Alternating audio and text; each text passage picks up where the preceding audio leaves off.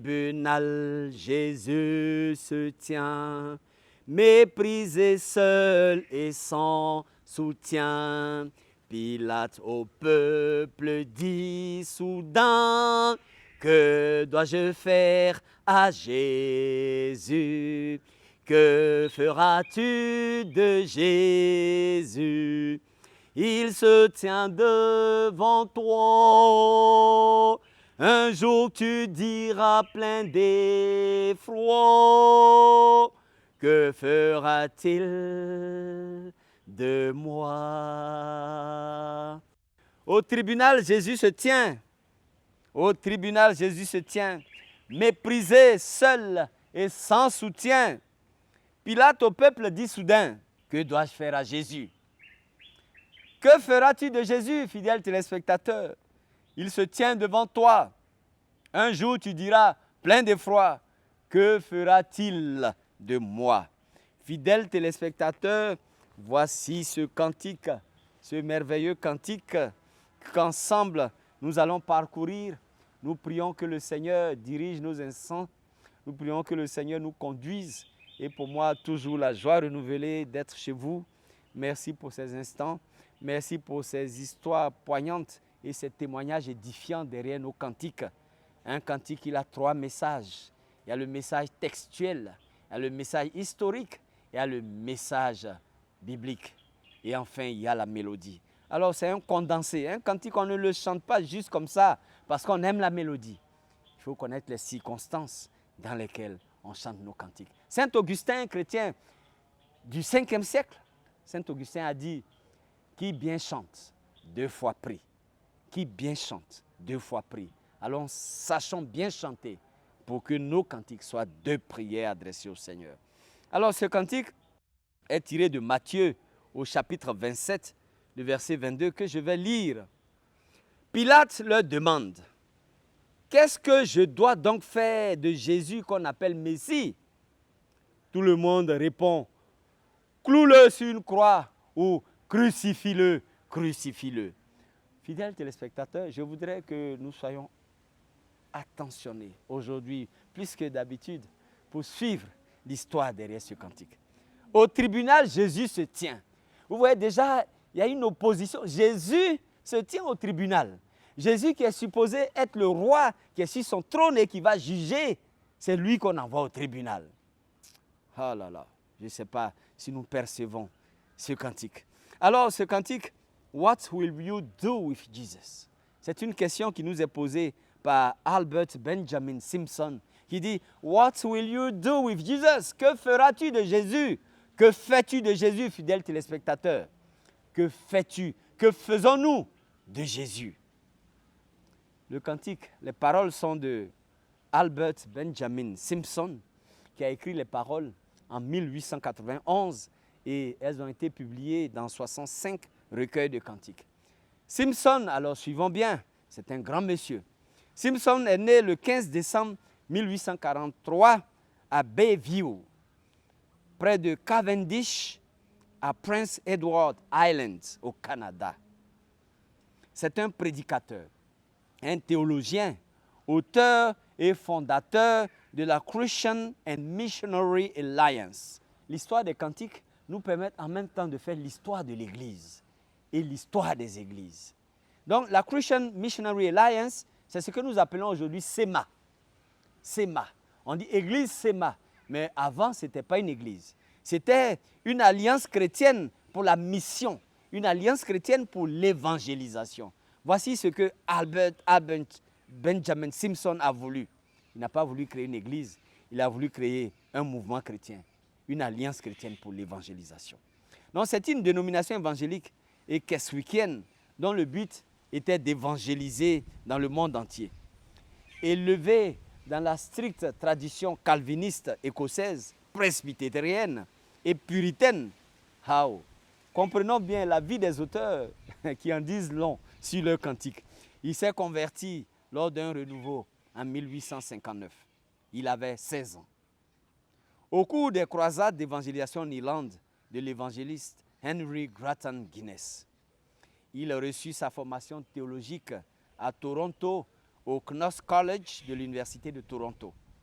Après avoir obtenu son diplôme en 1865, Simpson fut ordonné dans l'église presbytérienne au Canada, le plus grand des groupes presbytériens au Canada.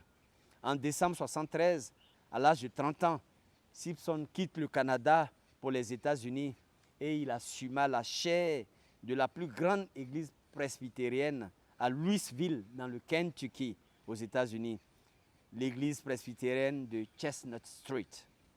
En 1881, Simpson va démissionner afin de commencer avec les ressources négligeables de l'Église, un ministère évangélique indépendant auprès des nombreux nouveaux immigrants et des masses abandonnées et négligées de New York.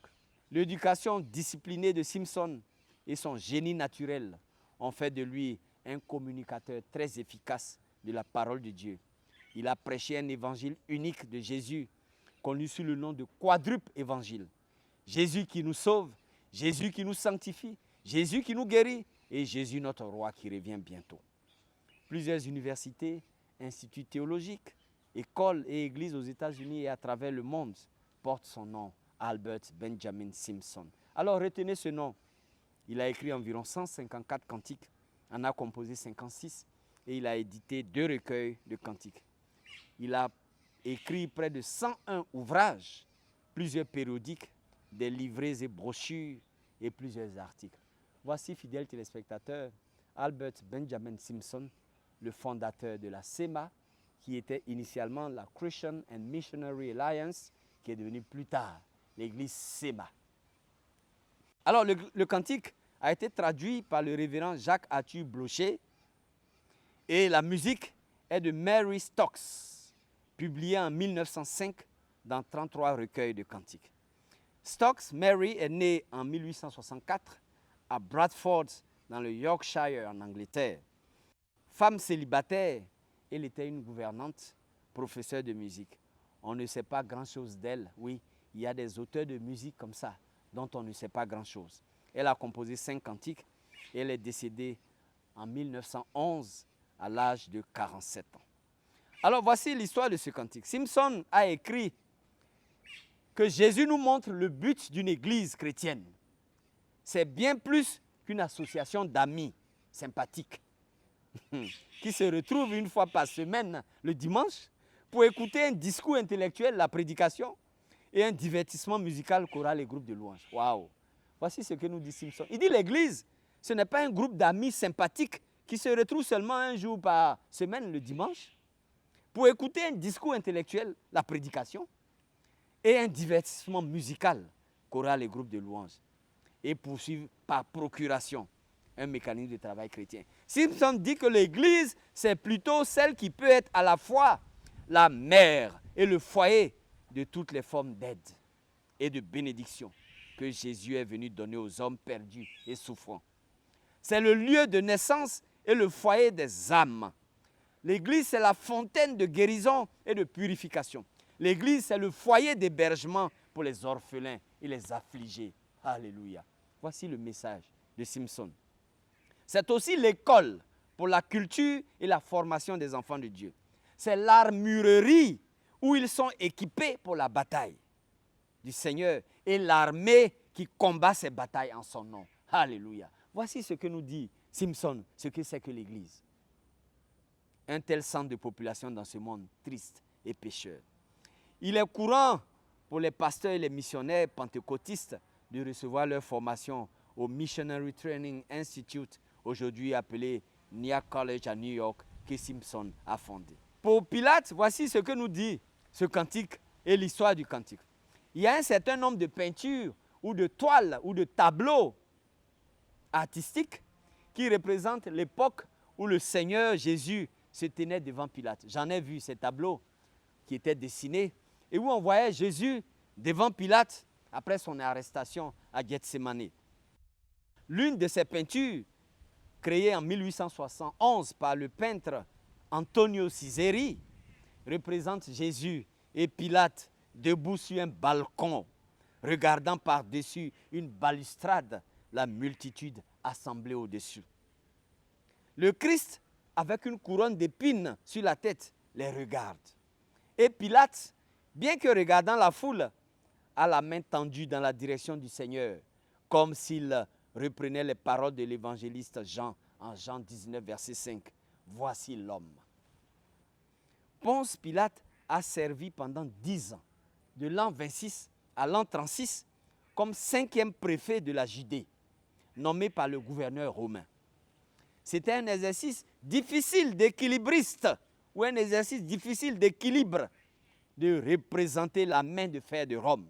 Pilate était le préfet qui représentait Rome en Judée. Il était le préfet de Judée. Et c'était difficile de représenter cette main de fer de Rome, tout en adhérant suffisamment à la culture juive pour maintenir la paix. Lorsque le Sanhédrin juif a amené Jésus devant Pilate, Pilate a été confronté à un dilemme les plus inconfortables. Lui, Pilate, on lui amène Jésus, le Seigneur, le roi des rois. On le traîne, on l'arrête à Gethsémanée et on l'amène devant Pilate, le préfet de Judée, pour le juger. Lui, le juge, lui, le juste juge, il se retrouve devant un tribunal humain. Alléluia.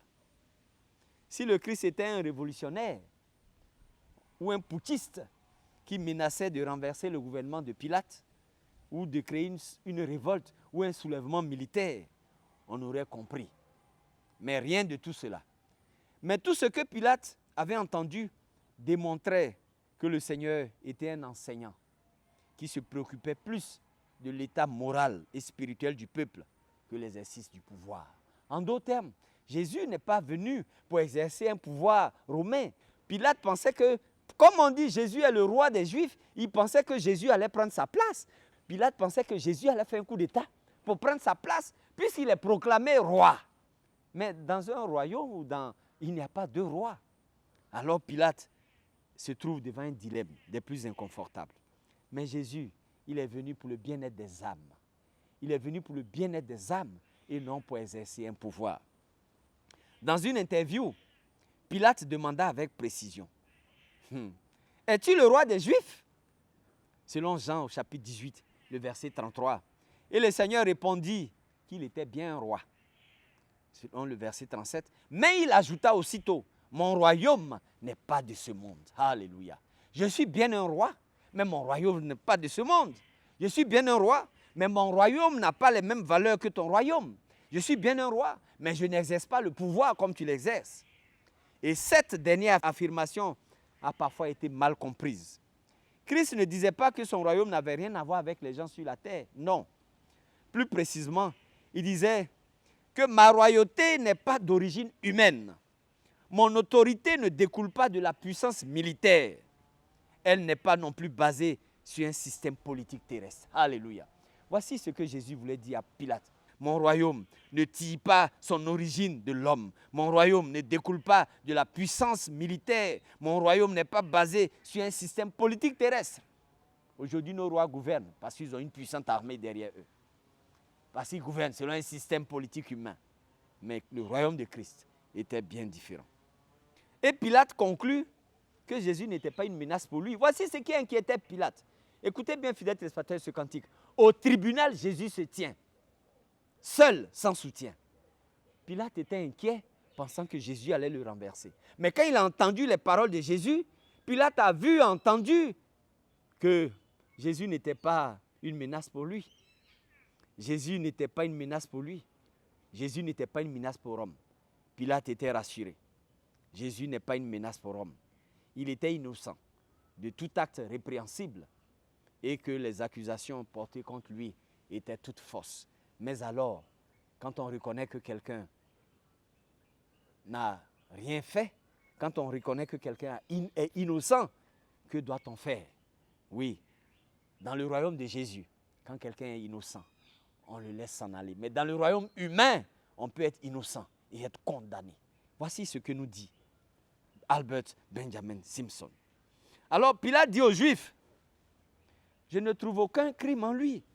Le verset 38. Et il espérait libérer Jésus, mais pensant qu'un passage à tabac satisferait peut-être la foule. Voici pourquoi Jésus s'est retrouvé au tribunal. Il n'a rien fait, il est innocent. Mais la foule est déchaînée, hystérique. Elle cherche un coupable. Et Pilate a peur de l'autorité romaine. Pilate a peur de ce qu'il y ait des soulèvements, des troubles, des manifestations. Les pro-Christ et les anti-Christ. Pilate a peur des mouvements sociaux qui vont avoir lieu dans la Judée dont il est préfet. Alors, Pilate, il a peur de Rome. Qu'est-ce que mon envoyé va dire? Il a peur, il a peur, il a peur, il a peur. Et il pense que soumettre Christ à un passage à tabac, pensant qu'en bastonnant Christ, cela allait plaire à la foule et aux soldats romains. Alors, Pilate va amener Christ devant le peuple dans la scène décrite ci-dessus, dans Jean 19, de 1 à 3. Voici l'homme. Que dois-je faire alors de Jésus qui est appelé Christ? Jean 19, 5, Matthieu 27, 22. Mais la réponse a été rapide, définitive et cinglante, qu'il soit crucifié. Fidèles téléspectateurs, Christ devant le tribunal. Christ devant le tribunal des hommes, seul, sans soutien, méprisé. Et comme beaucoup de politiciens aujourd'hui nous dit Albert Benjamin Simpson, Pilate ignorait ce qu'il savait être juste. Mais Pilate savait qu'il était juste, cet homme. Et quand un homme est juste, on le libère, on ne le livre pas à la vindicte populaire. Maintenant, il faut plaire à Rome, il faut plaire à la foule. C'est ce que nous faisons parfois. Nous voyons la vérité et au lieu de dire la vérité, nous voulons plaire aux autorités. Même dans l'église, on veut plaire au pasteur. Alors on ne peut pas lui dire la vérité. On veut plaire au maître de chœur, on ne peut pas lui dire la vérité. Mais ce n'est pas biblique. Et Pilate ignorait, il savait ce qui était bon, il n'avait pas le courage. Sa conscience lui disait ce qui était bon, mais il préférait s'incliner devant la volonté de la foule. Tel est tous notre comportement. Nous préférons nous incliner devant la volonté de la foule que de faire ce qui est juste aux yeux de Dieu. Et il dit, mieux vaut une mort injuste que des troubles politiques dans toute la Judée. Ah Jésus, mieux vaut une mort injuste que des troubles dans toute la Judée. Voici, on préfère un mort, quelques morts, que des troubles. Ça, c'est la politique dans le royaume des humains. Tel n'est pas le cas dans le royaume de Christ. Alors, du moins, c'est ce que pensait Pilate. Dans une tentative de dégager toute sa responsabilité, Pilate s'est symboliquement lavé les mains. Vous connaissez cette histoire dans la Bible. Il s'est symboliquement lavé les mains, proclamant « Je suis innocent du sang de cette personne juste, Jésus de Nazareth. Je suis innocent du sang de cette personne juste. » Mais diantre, comment peut-on verser le sang d'un innocent, d'un juste? Puis, il a livré Christ à ses bourreaux pour être exécuté, pour être crucifié. Mais bien sûr, notre devoir de faire ce qui est juste peut ne pas être si facilement ignoré. Et la question des tergiversations de Pilate résonne toujours, siècle après siècle, aujourd'hui. Que dois-je faire de Jésus? Que fais-tu de Jésus? Albert Benjamin Simpson a produit cette hymne pénétrante basée sur cette question. Jésus est debout dans le hall de Pilate, sans amis, abandonné, trahi par tous. Même ses fidèles serviteurs, même ses fidèles disciples l'ont abandonné. Écoutez, que signifie cette question? Brusque et fatidique, que ferez-vous de Jésus? Simpson met à jour la question de Pilate. La question de Pilate nous est adressée aujourd'hui. Elle est valable pour nous. Nous pouvons aujourd'hui être faux, artificiels ou fidèles à Christ. Nous pouvons essayer d'éviter la question « Que feras-tu de Jésus ?» ou de choisir Christ comme notre sauveur. Oui, à bien des occasions, nous avons été amenés à prendre position, mais nous n'avons pas pris position selon la vérité de Christ. Nous avons préféré, parfois même nous préférons notre gagne-pain. On dit « c'est mon gagne-pain ». Si je dis la vérité, on va m'enlever mon pain. Et on dit le mensonge. Et on fait condamner des innocents. Albert Benjamin Simpson nous interpelle au travers de ce cantique. Nous pouvons renier Christ ou nous asseoir parmi ceux qui le rejettent. La dernière strophe exprime l'engagement de la foi. Jésus est arrêté, immobile, calme, silencieux, seul à l'épreuve, prêt à affronter son destin. et la foule à être jugée. Vous pouvez être faux ou le trahir si vous voulez. Si vous voulez être fidèle dans le bien ou le mal, dans votre cœur, vous entendez tout le temps, qu'allez-vous faire ou que faites-vous de Jésus? Fidèles téléspectateurs, c'est une question qui nous est posée. Parfois, nous nous retrouvons dans des circonstances où l'Esprit de Dieu nous demande, mais que fais-tu de Jésus? Que fais-tu du Saint-Esprit à se tenter? Mais parfois, nous préférons la vie des hommes. Nous préférons le parti des hommes. Nous préférons le parti du peuple. Nous préférons le parti du groupe. Alors que la vérité biblique est là et nous interpelle de manière implacable. Allez-vous l'éviter? Allez-vous le régner? Allez-vous rejeter Jésus comme Pilate l'a fait, connaissant la vérité? Ou allez-vous le choisir, peu importe ce que cela vous coûte? Il est le Fils du Dieu vivant. En vain, vous luttez pour vous cacher de Jésus. Que répondrez-vous quand la question vous sera posée? Que ferez-vous de Jésus? Voulez-vous, comme Pierre, renier notre Seigneur? Ou allez-vous fuir devant ses adversaires? Peu importe que Jésus vive ou meure. Que ferez-vous de Jésus? Pierre était prêt à renier. Il n'était pas seulement prêt, mais il a renié le Seigneur à 3 reprises. Jésus, je te donne mon cœur. Jésus, je te suivrai jusqu'au bout, t'obéissant volontiers. Diras-tu, c'est ce que je ferai avec Jésus. Simpson nous pose cette question. Que dois-je faire de Jésus? Quelle sera ma réponse à cette question? Je réponds avec une autre question. Que fera-t-il de moi? Fidèle téléspectateur, si tu te demandes que ferai-je de Jésus? Jésus aussi te demandera, que fera-t-il de toi? Si tu te demandes, que dois-je faire de Jésus? Jésus te dira, mais que ferai-je moi, Jésus, de toi? Que ferez-vous de Jésus? Cet hymne pose une question d'une haute importance, une question personnelle, une question qui peut nous mettre mal à l'aise ou nous embarrasser. Vous avez probablement entendu l'histoire de Pâques à propos du pardon et de la rédemption et de ce mot dont personne n'aime parler, à savoir le péché. C'est un mot qui nous donne envie de passer notre chemin et de penser à autre chose. Mais le péché est extrêmement important pour Dieu parce qu'il nous sépare et met un gouffre infranchissable entre lui et ses bien-aimés. Tellement important pour Dieu qu'il a trouvé une solution pour cela, une solution définitive. L'histoire de Pâques raconte le voyage de Jésus vers la croix, sa résurrection glorieuse en triomphant du péché et de la mort, son ascension au ciel où il règne en tant que notre Seigneur et Sauveur.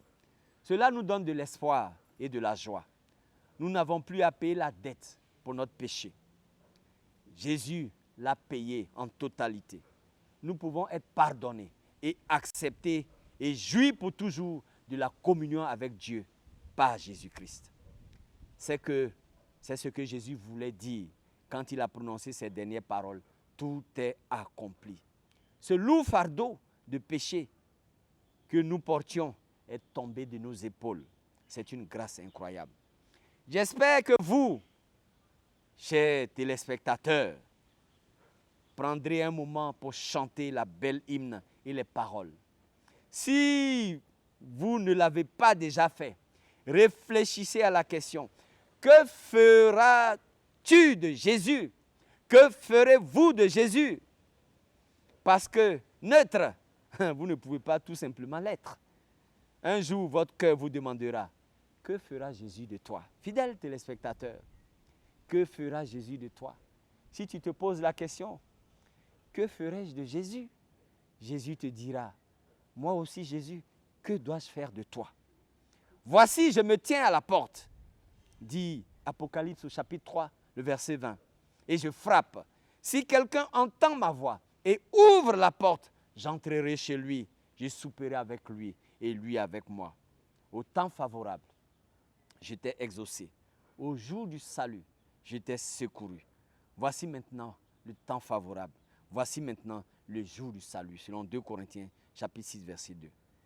Quelles sont les choses, fidèles téléspectateurs, fidèles téléspectatrices, quelles sont les choses qui motivent les gens à rejeter Christ et quelles sont les raisons pour lesquelles d'autres sont attirés par Christ? Pilate a rejeté Christ. Il avait peur de la foule. Il avait peur de la puissante main de fer de Rome. Il pensait que Jésus était menaçant. Et Jésus était venu menacer son royaume. Mais Jésus lui a dit, mon royaume n'est pas de ce monde. Mon royaume ne tire pas sa force d'une puissance humaine. Mon royaume ne tire pas sa force d'une puissance militaire. Mon royaume ne tire pas sa force de principes mondains. Mais mon royaume est céleste. Cela n'a pas suffi à Pilate pour le condamner parce qu'il avait peur de la foule. Fidèles téléspectateurs, nous nous sommes retrouvés parfois dans des situations où nous devons choisir le camp de la vérité par rapport au mensonge, le camp de la justice par rapport à l'injustice. Qu'est-ce que nous avons choisi? Qu'avons-nous fait de Jésus durant ces moments? La réponse à cette question nous amène à nous demander, que fera Jésus de nous? Comme Judas trahirez-vous celui qui vint mourir pour nous, ou le suivrez-vous jusqu'au bout? Que ferez-vous de Jésus? Que feras-tu de Jésus? Il se tient devant toi. Un jour tu diras plein d'effroi, que fera-t-il de moi? Fidèles téléspectateurs, fidèles téléspectatrices, si nous ne savons pas, comme Pilate, que faire de Jésus, Jésus aussi ne saura pas que faire de nous. Que Dieu nous garde et soyons courageux de prendre position pour Jésus, quel que soit ce qui va nous arriver. Soyez bénis et d'ici à la prochaine fois, que Dieu nous garde. Et Jésus se tient au tribunal. Pour nous, il s'est tenu au tribunal. Nous aussi, nous devons nous tenir au tribunal pour le défendre. Que Dieu nous garde au nom de Jésus. Amen.